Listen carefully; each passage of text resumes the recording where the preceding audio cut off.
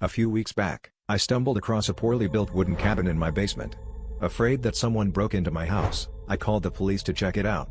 They found nothing, inside or out, and it's stayed there since. One night I woke up to the sound of giggling and running footsteps in my hallway.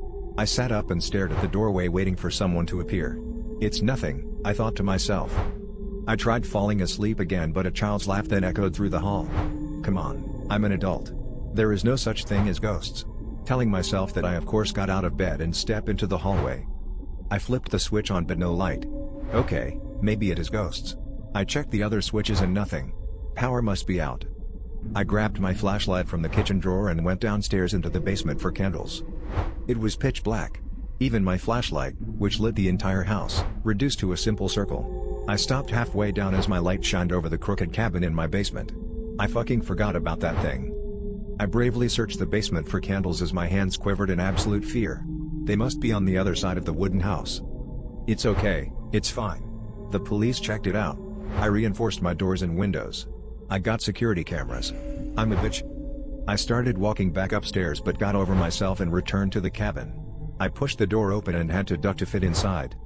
Tilted halls, tightly cramped. Nails sticking through the walls. I found it quite difficult to navigate through the cabin without injuring myself. Who would build and live in a place like this? I couldn't seem to reach the end. My basement isn't this big, the cabin didn't look that big. Long hallways would often break into small rooms, each with what looks like old worn-down furniture. A light flickered from the end of the hall. I rushed to it thinking my power came back on. The walls seem to close in the deeper I go. A tall, strange-looking woman comes into the hall and notices me. She lets out a blood-curdling scream and starts making her way to me.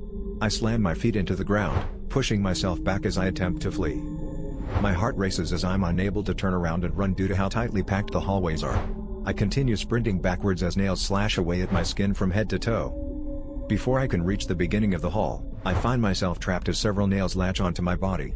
I scream and cry, begging for the woman to leave me alone as she gets closer and jerks her hand towards me.